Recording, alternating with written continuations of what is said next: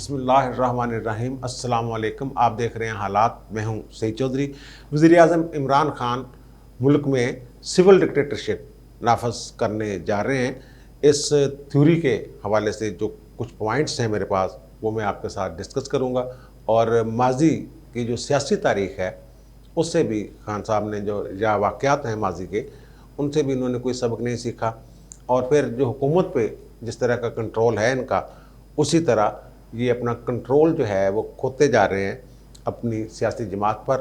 इनमें जो सियासी जमात के अरकान हैं, ख़ास तौर पे जो लीडर्स हैं, उनमें मुझे मुख्तलफ़ इख्तिलाफ़ात नज़र आ रहे हैं। लेकिन इससे पहले हम बात करेंगे कि ये साशी थ्योरी है कि एंटी इस्टेब्लिशमेंट का ये तासर दे रहे हैं इमरान खान, और मुक़तदरा के साथ मिलकर ये नूरा कुश्ती खेल रहे हैं। ये इब्तिदा में, शुरू में जब ये मामला हुआ था, तो मेरा भी ये ख्याल था कि ऐसा हो सकता है। लेकिन जो इतलात हैं, इतलात ये हैं कि रावलपिंडी में काफ़ी जो नाराज़गी है वो पाई जा रही है खान साहब के रवैया के हवाले से। और फिर इनको जो वन पेज करके इन्होंने जो बदनामी का बायस बने हैं, क्योंकि जो मुल्क का निज़ाम है वो तो सारा भट्ठा बैठ गया हुआ है, तो ये उस जो बदनामी का बायस बने हैं वो उनके लिए ये थोड़ा सा बर्दाश्त करना मुश्किल होता है। वो तो जो मुक़तदरा है वो तो ख़ुद को मसीहा के तौर पर हमेशा माजी में भी पेश करती रही है, लेकिन अब वो एक जो मसीहा लाए थे वो 2 नंबर निकला। तो ज़ाहिर है इन्होंने जो कहा था, जनाब लग ये रहा था कि जनाब सारे फ़ैसले जो मिल के करते हैं, और जो नाकामी है खान साहब, ये अपनी नाकामियाँ उनके खाते में डालने के चक्करों में रहे हैं। और जो जब ये क्रिकेट खेलते थे उस वक्त भी इनके आप सुन लें, मैच हारने के बाद जो बात करते थे, तो ये दूसरों पे ही जो मुद्दा है ये डाला करते थे, दूसरे खिलाड़ियों पे। बहरहाल खान साहब की ये फितरत सानिया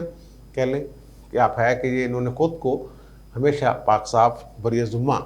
रखना होता है, करार देना होता है, और अपने दोस्तों को ही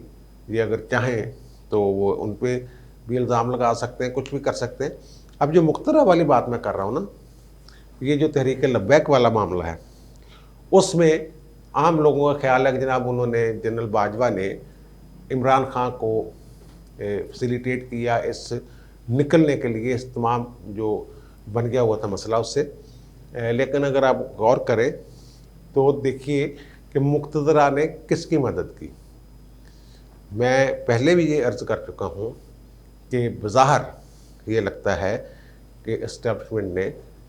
तहरीक लब्बैक पाकिस्तान की मदद की है, क्योंकि वो तो कहते हैं ना, वो हम पोजीशनें लेकर बैठ गए और पता नहीं क्या कर देंगे, फायरिंग कर देंगे। अगर ताकत के ज़ोर पर इनको दबा लिया जाता तहरीक लब्बैक को, और वापस भेजने पर, वापस आने पर मजबूर कर दिया जाता, तो फिर सूरत-ए-हाल कुछ मुख्तलिफ होती। अब आप देखें ना, मुफ्ती मुनीबर रहमान साहब जो हैं, उन्होंने सालिस का किरदार एक बीच में किया है, लेकिन उनका अंदाज़ फातिहाना है। वो तहरीक लब्बैक के जलसे में आकर वज़ीराबाद में जो फरमाते हैं, जो लबो लहजा है, वो उनका एक तो उनके लग रहा है कि वो पार्टनर हैं, ज़ाहिर है एक ही उनका मकतबा फ़िक्र है। तो ऐसे लग रहा है कि वो मुनीबर रहमान साहब जो हैं, उन्होंने गेन किया है बहुत कुछ, और लूज़ ज़ाहिर है तहरीक लब्बैक के मुकाबले में लूज़ किसने किया? लूज़ इमरान खान ने किया। और फिर वो बता दिया उन्होंने, रावलपिंडी वालों ने, कि खान साहब है थोड़े वास्ता रोग नहीं। ये मैं पहले भी अर्ज़ कर चुका हूँ। ये मुझे ये लग रहा है, इसमें थोड़ी सी इतला भी मेरी शामिल है, कि मुक़तदरा जो है वो खान साहब को कहते हैं ना कि फसाई जाना, अगे अगे वो काम हो रहा है। ऐसे जुल्फ़िकार भुट्टो साहब जो हैं, वो भी आखिरी वक्त तक यही समझ रहे थे कि जनाब ज़िया हक़ साहब जो हैं वो मेरे साथ हैं, वो मेरे साथ खड़े हुए हैं। एक दिन पहले रेडियो पर उनका बयान चल रहा था ज़िया हक़ का कि हम हुकूमत के साथ हैं, जैसे वो होते हैं, आइन किताबें हैं, हुकूमत के साथ हैं। लेकिन दूसरे दिन इस मुल्क में मार्शल लॉ लग गया था। उसकी जो वो वाला मामला है उससे भी खान साहब ने कोई सबक नहीं सीखा है। और जैसी जमात की जो मैं बात कर रहा हूँ कि वो लूज़ करते जा रहे हैं गिरफ्त अपनी अपनी जमात पर, वो जो लोगों को, जो मुक़्तदरा ने, इतला ये है अंदर की कि मुक़्तदरा ने जो लोग शामिल करवाए थे पीटीआई में, वो लोग अब उस तरह खान साहब की ताबेदारी नहीं कर रहे, या वो किसी और के इशारे पे जो कहा जाता है उन्हें ज़बान बोलने के लिए, वो ज़बान वो इस्तेमाल कर रहे हैं। तहरीक लब्बैक वाले मामले में ही जो सेनेटर एजाज चौधरी साहब हैं पीटीआई के, उन्होंने जो एक टीवी चैनल से गुफ्तगू करते हुए कहा कि जनाब जब साद रिजवी साहब रहा होकर आएंगे कलदम तहरीक लब्बैक, तो मैं भाई फूल लेके जाऊंगा, गुलदस्ता लेके जाऊंगा, ये बड़ा अच्छा हो गया, महादा हो गया, और फिर वो मुलाकात करूंगा। और फिर उन्होंने ये तासर भी दिया कि जो आइंदा इलेक्शन है उसमें तहरीक लब्बैक के साथ सियासी मामला तय करेंगे, कोई अलायंस बना सकते हैं। ये बात ज़ाहिर है वो तीसरी बड़ी 2018 के इलेक्शन में 22-23 लाख वोट उन्होंने लिए थे मुजमूई तौर पर, और मुजमूई वोटों के हिसाब से वो तीसरी बड़ी जमात है, नशिस्तों की बात नहीं मैं कर रहा हूँ। तो वो बहरहाल वो अगर वो ये कह रहे हैं एजाज चौधरी साहब, तो एजाज चौधरी साहब ने तो तारीफ़ करनी थी। एजाज चौधरी साहब सबको पता है कि कहाँ से लाइन लेके और कहाँ बात और कैसे बात करते हैं। और इसके जवाब में वज़ीर इत्तलात फवाद चौधरी साहब ने वही हर बात की कि जनाब ये शिद्दत पसंद हैं, और लेकिन वो जो सुन्नी तहरीक थी इनसे ज़्यादा मुतशद्दद थी, वो भी ख़त्म हो गई, ये भी ख़त्म हो जाएंगे अगर इनके साथ हमने अलाइंस कर लिया कोई, यानी कि वो नाम लिए बगैर तहरीक लब्बैक का, तो फिर हम पूरी दुनिया में तनहा रह जाएंगे। वो भाई दुनिया का इसके साथ क्या तल्लक, वो ये कोई यार ये मुसल्ला दहशतगर्द तंजीम, ये मुसल्ला लोग तो हैं ही नहीं। ये तो एक उनका एक नुक्ता नज़र है, इसमें बहुत सारे लोग बातें आ रही हैं कि जनाब एस्टेब्लिशमेंट ने खड़ा किया हुआ है ताकि दाएं बाजू की जो जमातें हैं, जो मजहबी जमातें हैं, जो इस्लाम के करीब जमातें हैं, मुस्लिम लीग नून वगैरह, इनके वोट तोड़ने के लिए जनाब इनको वो किया हुआ है, तो फ़लाँ को हरा दिया, फ़लाँ को जितवा दिया इस इनके उम्मीदवारों ने। इस तरह की बातें शातें जो वो हो रही हैं, जब की जा रही हैं, मुख्तलिफ व्लॉगर्स जो हैं वो इस तरह के तबसरे कर रहे हैं। टीवी पर भी कुछ लोग थोड़े बहुत हल्के फुल्के अंदाज में दबी दबी ज़बान में ऐसी बातें कर रहे हैं। अगर मुक़्तदरा और इमरान खान एक पेज पर हैं, तो फिर और मुक़्तदरा की ये आप कह लें कि इशारे पर ये तहरीक लब्बैक वाले निकलते हैं और जैसे आम लोग ये तासर देने की कोशिश करते हैं, तो फिर आप कैसे ये कह सकते हैं कि जनाब ये मुक़्तदरा और इमरान खान सिर्फ नूरा कुश्ती कर रहे हैं। ये तो भाई उल्ट मामला मुझे लग रहा है। अब तहरीक लब्बैक वालों ने तो अपने सारे मुतालबात मनवा लिए, तमाम जो नज़रबंद लोग थे वो उन्होंने रहा कर दिए हैं, और जो आपके साद रिजवी साहब हैं इनका कल मामला अदालत में है, वो देखें उसमें क्या होता है। लेकिन ये कहा जा रहा है कि 8 नवंबर के बाद शायद उनकी रिहाई अमल में आए। बहुत सारे कोई कानूनी पेचीदगी हैं, कुछ मामलात हैं, ये सारा इशू है। और अब मैं बात कर रहा हूँ जो फस्तायत की बात मैं कर रहा हूँ इमरान खान साहब की, और इन्होंने तारीख से, सियासी तारीख के इस मुल्क की जो है उससे कुछ नहीं सीखा। और खान साहब एक और जो पहले तो वन पेज करके बदनामी का बायस बने GHQ के लिए, अब ये अदलिया के हवाले से भी कोई लोगों का ज़ाहिर है तासर जो है वो कोई सोच वो अच्छी नहीं है। पहले भी उनको तनकीद का निशाना बनाया जाता रहा है जजेस को, बाज़ जजेस को, तो अब भी। और ख़ान साहब तो उससे भी आगे का एक रगड़ा जो है वो निकालने जा रहे हैं। वो जुल्फ़िकार अली भुट्टो साहब के बारे में ये कहा जाता है कि वो सिविल मार्शल एडमिनिस्ट्रेटर रहे बहुत अरसा, उनके दौर में जो बुनियादी यानी हकूक़ हैं वो मुअत्तल रहे, बड़ी एमरजेंसी रही, ये वो वगैरह वगैरह। उनमें बहुत सारी खूबियाँ भुट्टो साहब में हैं, लेकिन उनकी जो खामियाँ हैं वो भी ज़ाहिर तारीख़ का हिस्सा हैं, और उनसे भी सोच सूझबूझ वो ज़ाहिर सबक एक मिलता है। तो भुट्टो साहब को जब मार्शल लॉ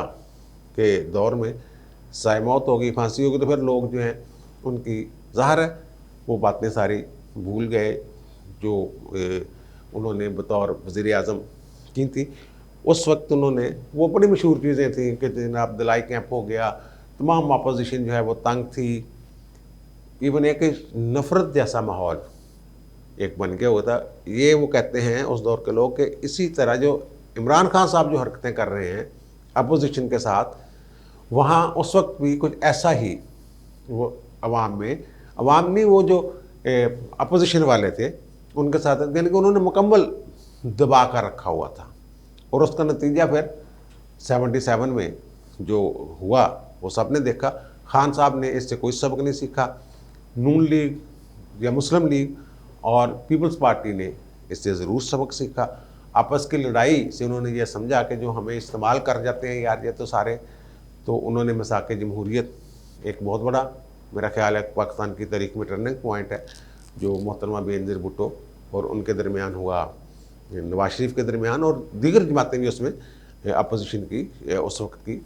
जो मुशर्रफ मुखालिफ जमातें थी वो शामिल थी। वो यार जो मैं जुल्फ़िकार अली भुट्टो साहब की बात कर रहा हूँ ना, वो ये देखें आप अंदाज़ा लगाएं कि वली खान और जमात इस्लामी इकट्ठे, जो यानी कि जिनके आपस में वो जो तहरीक थी एनपी की, उसमें कौमी इत्तेहाद वाली, उसमें पाकिस्तान नेशनल अलायंस, पाकिस्तान कौमी इत्तेहाद जो है, उसमें वो सारी जमातें वो जो आपस में बिल्कुल एक मशरक़ और मगरब के नज़रियात रखने वाले लोग उसमें इकट्ठे हो गए थे। और उसमें एक और भी बड़े, जैसे ये कवानीन में गड़बड़ कर रहा है, या ऐसे कर लें, इसको उल्ट कर लें, जैसे भुट्टो साहब ने कुछ कवानीन में ऐसे तरमीम की थी जिससे मुखालफिन जो हैं उनका जेल से बाहर आना मुमकिन ना हो। इसी तरह की हरकतें आपके इमरान खान साहब कर रहे हैं। मसलन मैं एक मिसाल देता हूँ, वो लोगों को, मुखालफिन को, ख़ास तौर पे जब उनके दौर का आखिरी एग्ज़ाम थे, वो धड़ाधड़ गिरफ्तारियाँ, पकड़ दकड़ ये हो रही थी। उस वक्त लाहौर हाई कोर्ट ने एक नया तरीका निकाला लोगों को गिरफ्तारियों से बचाने के लिए। उस वक्त अदालतें, मैं समझता हूँ कि अब मैं सॉरी माफ़ी चाहता हूँ, मैं मुवाजना नहीं करना चाहता मौजूदा अदालतों से। बहरहाल उस वक्त उन्होंने कहा एक प्रोटेक्टिव बेल का एक कंसेप्ट, नया कंसेप्ट जजमेंट के ज़रिए, अदालती फ़ैसलों के ज़रिए ये निकाला गया। वो ये था कि लोग आते थे, वो जनाब बेल के लिए आ जाते थे, उनका जनाब हमें खदशा है कि फ़लाँ के हमें झूठे मुकदमे में गिरफ़्तार कर लिया जाएगा, तो अदालत उन्हें प्रोटेक्टिव बेल दे देती थी। वो कहते थे एक FIR जनाब हमारे खिलाफ ये है और हमें पता नहीं हमारे खिलाफ कहाँ कहाँ क्या क्या FIR जो हैं वो दर्ज हैं। तो अदालत ये करती रही कि उन्हें प्रोटेक्टिव बेल, हिफाजती ज़मानत दे देती थी, और ये हुक्म जारी कर देती थी पुलिस और इंतज़ामिया को कि अगर इनको किसी और मुकदमे में गिरफ़्तार करना मकसूद हो तो पहले अदालत को बताया जाए, अदालत से इजाज़त ली जाए। अब इससे लोग जो हैं वो, और ऐसा भी हो जाता था, वो कबल गिरफ़्तारी ज़मानत के लिए लोग आते थे और उनका वकील पेश होकर कहता था कि जनाब मेरा बंदा जो है वो रूपोश है, छुपा हुआ है, उससे ख़तरा है कि वो बाहर आएगा, तो उसे अदालत के बाहर से या हाई कोर्ट के बाहर से या कहीं भी सड़क पर से उठा लिया जाएगा। तो फिर भी प्रोटेक्टिव बेल जो है हो जाती थी। जैसे मैं ये कह रहा हूँ, ये कानून में अपनी मर्जी से तरमीम कर रहा है ताकि मुखालफिन को दबाया जाए। तो उस दौर में फिर CRPC में एक नया जो कबल गिरफ्तारी का है ना कानून, सेक्शन 498, उसमें एक इजाफ़ा किया गया 498A, और वो ये था कि ज़रूरी है कि जब बंदा बेल के लिए अदालत में आए तो एक तो वो ख़ुद हाज़िर हो, अदालत में हाज़िर होकर बेल मांगे, और दूसरा उसमें ये इजाफ़ा किया गया कि अगर उसके ख़िलाफ़ वो पहले FIR भी बताए कि जनाब मुकदमा नंबर और FIR बताए, या उसके ख़िलाफ़ FIR दर्ज होना भी ज़रूरी है, फिर ही वो बेल के लिए आ सकता है। फिर वो इससे प्रोटेक्टिव बेल वाला जो है वो मामला गड़बड़ हो गया, और लोगों की प्रोटेक्टिव बेल जो हाई कोर्ट लेती थी वो कहीं और मामला चले गया। अब ये जो हैं इन्होंने पहले ही जो आपका अदारा है जिसको कहते हैं नैब, और जावेद इकबाल साहब जो हैं साबिक जस्टिस, उन्होंने जो जिस तरीके से इसको इस्तेमाल किया या अपने इख्तियारात को सियासी इंजीनियरिंग के लिए किसी के कहने पे यही तासर है, तो अब इन्होंने पीएम के नीचे कर दिया है उनको, चेयरमैन नैब को, यानी कि सदर जो है वो जब चाहें उनको निकाल सकते हैं इंक्वायरी करके। जैसे भी वो जजेस वाले वो यानी कि ये मिसकंडक्ट के मुर्तकब हो रहे हैं और ज़हनी जज सामान्य तौर पर मजूर है, 2-3 चीज़ें होती हैं उसमें, वो करके वो उनको जनाब निकाल देंगे। और सदर जो है वो आइनी तौर पर पाबंद है कि वज़ीर आज़म के एडवाइस पर काम करता है और वज़ीर आज़म साहब के ही एक तरह से वो ताबे हो गए हैं। तो अब जो मैंने पहले ये एक व्लॉग में बड़ी तफसील के साथ ये जिक्र किया था और उसमें बहुत सारे लोगों ने कोई रद्द-ए-अमल भी दिया ऐसा कि जनाब ये कैसे हो सकता है, ये तो नहीं हो सकता। भाई जी ये मैं फिर ये कह रहा हूँ कि नवाज शरीफ इन्होंने जो नैब ऑर्डिनेंस में तरमीम की है उसमें जो जजेज़ हैं वो रिटायर्ड सेशन जज जो हैं वो भी एहतसाब अदालतों के जज लग सकते हैं और उनकी तनख्वाह होगी हाई कोर्ट के जज के बराबर। मैं सर अगर मुझे कहें मैं 1 दर्जन रिटायर्ड जजेस की ऐसी फहरिस्त पेश कर सकता हूं जो इतनी बड़ी तनख्वाह पर कुछ भी करने के लिए तैयार है। मैं माफ़ी चाहता हूं, जजेस के बारे में अच्छी राय होनी चाहिए, लेकिन जजेस को भी ऐसा किरदार इख्तियार करना चाहिए कि वो उनके बारे में अच्छी बात करते हुए बंदा खुश हो, बनावटी बात ना हो। सर मतहत अदलिया के रिटायर्ड ऐसे जजेस, वो कई दास्तानें ऐसी होती हैं, वो दर्जनों ऐसे जजेस दस्तयाब हो सकते हैं कि जनाब उन्हें 8-10 लाख जब महाना की तनख्वाह मिलेगी और फिर दीगर मरात हाई कोर्ट के जज के बराबर प्रोटोकॉल ज़िंदगी भर तरसते रहे कि हम हाई कोर्ट में एडिशनल जज ही लग जाए, लेकिन वो हाई कोर्ट के बराबर उनको जब प्रोटोकॉल मिलेगा सारा कुछ होगा तो भाई जो बार जिक्र वाले प्लान इनका ये है कि 1-2 माह में, पहले भी मैंने जिक्र किया था आज फिर जिक्र कर रहा हूँ, प्लान इनका ये है कि 1-2 माह में ये उन जजों से, ऐसे जजेस से भर दें एहतसाब अदालतों को और फिर मनमाने फैसले, जैसे वो यार इन्होंने जो है ना नैब उसको अब पुलिस का महकमा बना दिया है, इसी तरह वो जजेस जो होंगे वो भी आप उसको पता नहीं अदलिया कह सकेंगे, हम ये नहीं कह सकेंगे, जो भी है तो वो जनाब उनको वो इस्तेमाल किया जाएगा और फिर वो धड़ाधड़ जो आप देखेंगे सज़ाएँ और नहलियाँ, क्योंकि नैब में ऑर्डिनेंस के तहत तो कुछ सज़ा होती है तो नहली भी होती है, और फिर ये पीपल्स पार्टी और नून लीग के ख़िलाफ़ जो अंधाधुंध कार्रवाइयाँ होंगी, ये इसीलिए पीडीएम का इजलास जो है वो बुलाया जा रहा है और पीडीएम वाले जो हैं वो कोई, मेरा ख्याल है कि उन्हें अब सख्त और तेज़ तर लाए अमल इनसे जान छिड़वाने के लिए वो इख्तियार करेंगे। और जो इत्तेहादी हैं वो मुलाकातें हो रही हैं इमरान खान के जो इत्तेहादी हैं, तो वो उन्होंने कहा जनाब कि वो हम फटाफट जो है ना वो 30 के करीब ऐसे कवानीन हैं जो ऑर्डिनेंस हैं या पाइपलाइन में है, वो जनाब फटाफट हम इजलास बुला के मुश्तरका पार्लियामेंट का तो उनको अंधाधुंध उनको करवाएंगे मंजूर। लेकिन अब यहाँ ये पता चलना है कि इत्तेहादी जो हैं वो किस हद तक जमहूरियत पसंदी का मुजाहरा करते हैं, क्योंकि ये कोई डिफेक्शन क्लास तो इस पर लगनी नहीं, हर बंदे की मर्ज़ी है वो किस तरफ वोट देता है किस तरफ नहीं देता, बिल है कानून है। तो वो और यहाँ ये भी पता चल जाएगा कि मुक़्तदरा जो है वो किस हद तक गैर जानबदार है और ये किस हद तक गैर जानबदारी का मुजाहरा करते हैं जो हमारे इत्तेहादी हैं पीपल्स नून इसके इमरान खान के। हुण गल जिहड़ी है ना ये मुकनी है अदलिया ते। जब नैब का कानून नया बना था, मुशर्रफ साहब तो उसके तहत अंधाधुंध वो भी ऐसी कार्रवाई करना चाहते थे ना, हर एक नूं फड़ी जा रहे थे, धड़ाधड़ फड़ी जा रहे थे। और 90 दिन तक बगैर पेश किए बंदे को नैब वाले अपने पास रख सकते थे, अपने 90 दिन। वो फिर सुप्रीम कोर्ट ने असफंद यार वली केस जो आया उसमें फिर उन्होंने उसके थोड़े से दांत शांत निकाले